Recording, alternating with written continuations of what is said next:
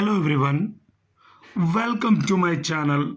We will learn today active and passive voice in English grammar. आज हम लोग active and passive voice जानेंगे।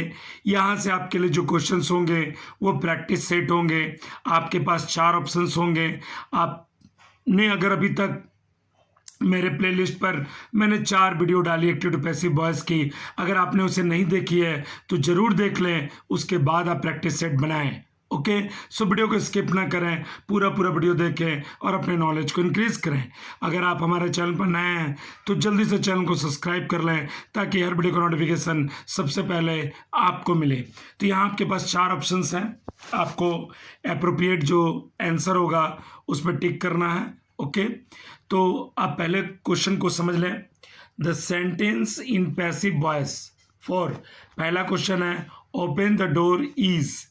ए number option में let the door be open, B number में let us open the door, C number में the door may be open और D number में the door is to be open. आप बताएं इसका सही उत्तर क्या होगा। मैंने प्लेलिस्ट में वीडियो जो डाली है उसे आप देखें, अपना मूल्यांकन करें कि आप कितना समझ पा रहे हैं, कितने प्रश्न आपके सही हो रहे हैं। Okay, it's answer is A. इसका उत्तर हो जाएगा A number, let the door be open. अब कैसे होगा इसे आप समझ लें। इसका जो फॉर्मूला होता है वो होता है let plus subject plus B plus B3, यानी इसका जो फॉर्मूला हो जाएगा, देखिए लेट हो गया, उसके बाद जो सब्जेक्ट है डोर, उसके बाद बी, उसके बाद ओपन। ओके, तो सही उत्तर क्या हो जाएगा नंबर का, A number. Come to the second number. Second number question को जाने। द बाइसाइकिल नीड्स ऑयलिंग, यहाँ क्या लिखा हुआ है, the bicycle needs oiling. Passive में आपको बदलनी है। ए नंबर में the bicycle needs being oiled, B number में the bicycle needed being oiled, C number में the bicycle needs to be oiled और डी नंबर में the bicycle need be oiled. अब बताएं इसका सही उत्तर क्या होगा। देखिए, इस तरह के जो पैसिव वॉइस है, आप किसी भी कम्युनिटी एग्जाम में बैठ रहे हैं, चाहे वो KVS, NVS, UP, TGT, PGT, इसके साथ बैंकिंग, SSC, तो इसी तरह के क्वेश्चन आपके पूछे जाते हैं। ओके, आप सेकंड नंबर का उत्तर दें, इसका सही उत्तर क्या होगा। Okay, it's answer is C, the bicycle needs to be oiled. अब इसे आप समझ लें, इस तरह के सेंटेंस में कैसे आप प्रयोग करेंगे। तो यहाँ पर आप सबसे पहले तो आप सब्जेक्ट लिखेंगे, एस का सिंबल सब्जेक्ट्स है, उसके बाद आप नीड्स लिखेंगे, ठीक है, प्लस देंगे, उसके बाद आप टू बी देंगे प्लस, उसके बाद आप B3 देंगे, ठीक है, उसके बाद जो अदर वर्ड्स होंगे वो लिखेंगे।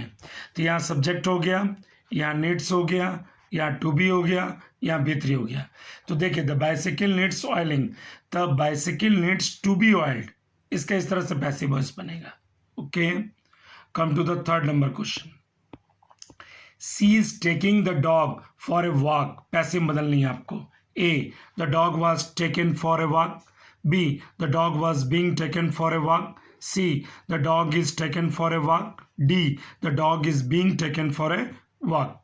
आप थर्ड नंबर का उत्तर दें, इसका एप्रोप्रिएट उत्तर क्या होगा आप बताएं। Okay, it's answer is D. देखिए, इसका जो उत्तर हो जाएगा वो क्या हो जाएगा, डी हो जाएगा। अब देखिए, आप तो जानते हैं कि जब आप पैसिव वॉइस बनाते हैं, ओके, आप क्या बना रहे हैं, पैसिव वॉइस, और ये किस टेंस में से आप समझें, तो ये प्रेजेंट कॉन्टिन्यूअस में। तो जब प्रेजेंट कॉन्टिन्यूअस को पैसिव वॉइस से बदलते हैं तो आप क्या लिखेंगे, subject plus am is are plus, अब क्या करेंगे, एम इज आर लिखेंगे। फिर से मैं लिख के बता रहा हूँ आपको, subject plus am is are plus, अब यहाँ जो ING है उसे आप हटाएंगे तो अब क्या लगाएंगे, बीइंग प्लस B3। उसके बाद अदर वर्ड्स जो है वो आप लगा देंगे। तो यहाँ पर सही उत्तर इसका क्या हो जाएगा, इसका सही उत्तर होगा D number, the dog is being taken for a walk. तो देखिए subject plus am is are plus, देखिए सब्जेक्ट हो गया डॉग, ई जो लगाया हमने डॉग थर्ड पर्सन में है। उसके बाद आईएनजी हटाने के लिए हमने क्या लगाया, बीइंग का प्रयोग किया। उसके बाद हमने क्या प्रयोग किया, B3 का। उसके बाद for a walk. Come to the 4 number question, promises should be kept, आपको एक्टिव में बदलनी है, यानी ये पैसिव है। देखिए हम पैसिव को कैसे समझेंगे, क्योंकि यहाँ शुड के बाद बी और B3 है, ठीक है ना, ये B3 है, तो ये पैसिव में है। हमें क्या बदलनी है, एक्टिव में। A, one must keeps one's promises. B, one may keep one's promises. C, one has to keep one's promises. D, one should keep one's promises. आप 4 नंबर का उत्तर दें, इसका सही उत्तर क्या होगा आप बतावें। Okay, it's answer is D, one should keep one's promises. आप इसे कैसे समझेंगे, तो यहाँ पर आप देख सकते हैं कि एक्टिव में जब बदले, पैसिव में तो आपने बी का प्रयोग किया, जब एक्टिव बदले तो इसमें आपने सब्जेक्ट का प्रयोग किया, ठीक है। उसके बाद आपने क्या किया, शुड लगाया। उसके बाद आपने क्या प्रयोग किया, V1 का एक्टिव में। और पैसिव में तो आप जानते हैं कि शुड के बाद बी लगता है और उसके बाद क्या लगता है, B3 लगता है, ठीक है। तो इसका सही उत्तर क्या हो जाएगा, one should keep one's promises. Come to the 5th number question, they have not sold the house, आपको पैसिव बदलनी है। A, the house has not been sold. B, the house had not been sold. C, the house was not sold. D, the house is not sold. अब बताएं इसका passive क्या होगा। यहाँ आप गौर करेंगे निगेटिव में है, ठीक है, और ये किस में है, प्रेजेंट परफेक्ट में है। ओके, आप 5th नंबर का उत्तर दें, इसका सही उत्तर क्या होगा। Okay, it's answer is A, the house has not been sold. अब क्या होगा, किस तरह से होगा, तो सबसे पहले तो आप सब्जेक्ट लिखेंगे प्लस आप हैव और हैज लिखेंगे प्लस आप बीन लिखेंगे, ठीक है। उसके बाद आप क्या लिखेंगे, B3। मैं एक बार फिर से लिख के बता दे रहा हूँ, वहाँ पे subject plus have has plus been plus B3। यानी आपने क्या प्रयोग किया, देखिए यहाँ पर जो एप्रोप्रिएट जो उत्तर हो रहा है इसका वो ए नंबर हो रहा है। द हाउस सब्जेक्ट है, हाउस थर्ड पर्सन में हैज़ लगा, उसका नॉट, यानी हैज़ और बीन के बीच क्या होगा, नॉट का प्रयोग होगा।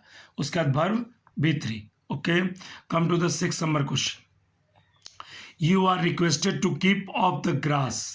अब यहाँ पर आपको एक्टिव बदलनी है, यानी आप कैसे समझ गए कि यहाँ पैसिव में है, तो यहाँ पर देखें कि रिक्वेस्टेड यानी B3 में है, ठीक है ना, और उसके बाद एम इज आर का भी प्रयोग किया गया है, तो ये B3 में। A, please keep off the grass.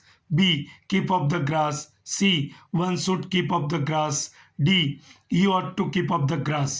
आप 6 नंबर का उत्तर दें, इसका सही उत्तर क्या होगा। Okay, it's answer is A, please keep up the grass. मैंने बताई आपको इम्परेटिव सेंटेंस, आप प्लेलिस्ट में जाकर उस वीडियो को जरूर देखें।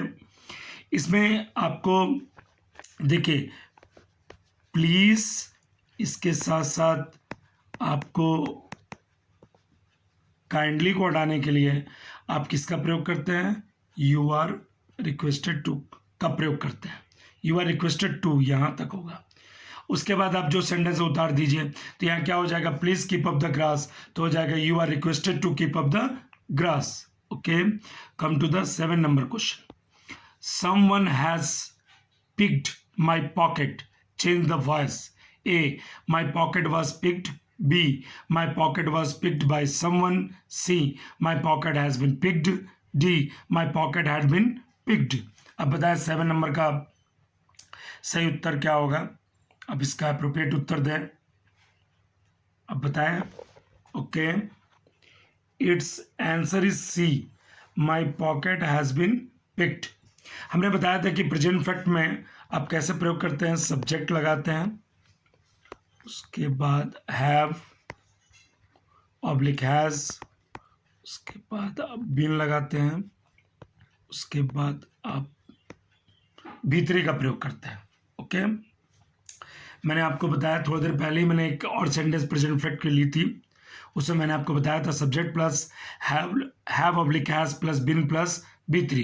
तो यहाँ देखिए, यहाँ पर हैज़ है, उसके बाद भीतरी है, उसके बाद माई पॉकेट है, तो my pocket has been picked. Okay, come to the 8 number question. 8 number question क्या कह रहा है, who taught her such things, change the voice. A, by who was the she taught such things, by who was she taught such things. B, she has been taught such things by whom she, by whom she was taught such things. D, by whom was she taught such things. मैंने आपको interrogative sentence बताई है, playlist में आप उसे जाकर देखें। Okay, अब इसका उत्तर दे 8 नंबर का। ओके, क्या होगा इसका उत्तर? इसका उत्तर होगा ए, by who was she taught such thing। देखिए, इसको दो तरीके से आप बना सकते हैं, who के साथ भी बना सकते हैं, by whom के साथ भी बना सकते हैं। तो by whom के साथ अब कैसे बनाएंगे, तो पहले आप लिखेंगे by whom प्लस, अब ये V2 में है, इसे आप गौर करें, तो यहाँ पर अब क्या करेंगे, was वर्ग का प्रयोग करेंगे, उसके बाद क्या करेंगे, आप भीतरी का प्रयोग करेंगे। एक ये तरीका होगा, और दूसरा तरीका हु लगाकर भी बना सकते हैं। तो पहले आपने हु लगा दी, ठीक है ना, पहले आपने क्या लगा दी, हु। तो यहाँ पर जो सही उत्तर होगा वो हो जाएगा A number, by who was she taught such things. Okay okay, come to the 9 number, please help me. अब यहाँ आप गौर करें कि यहाँ पर प्लीज़ का प्रयोग किया गया है। ओके, प्लीज़ को हटाने के लिए आप क्या प्रयोग करते हैं? ए नंबर ऑप्शंस आप देखें, you were requested to help me, B number में you are being requested to help me, C number में you are requested to help me, और इसके साथ साथ डी नंबर में you have been requested to help me. तो आप बताएं इसका सही उत्तर क्या होगा। Okay, its answer is C, you are requested to help me। अब देखिए यहाँ क्या होगा, आपने प्लीज को हटाने के लिए किसका प्रयोग किया, यू आर रिक्वेस्टेड टू का प्रयोग किया। किसे हटाने के लिए? प्लीज को। उसके बाद जो हेल्प मी है एज इट इज आपने वैसे ही उसको पुटअप कर दिया। Okay, come to the 10 number, they haven't stamped the letter। अब आपके पास ऑप्शन है the letter isn't stamped, B, they stamped not the letter, C, the letter hasn't been stamped, D, the letter has been stamped। अब बताएं इसका सही उत्तर क्या होगा। आप 10 नंबर का उत्तर दें। Okay, it's answer is C, the letter hasn't been stamped. अब देखिए यहाँ पर क्या हो जाएगा, subject plus have oblique has, अब यहाँ नॉट भी है, not plus been plus B3। According to this rule ये आप पुटअप कर सकते हैं एप्रोप्रिएट उत्तर के रूप में। ओके, आपने यूनिट कंप्लीट कर ली। यदि आपको वीडियो पसंद आया तो अपने दोस्तों के साथ शेयर करें, वीडियो लाइक करना ना भूलें। वीडियो देखने के लिए धन्यवाद।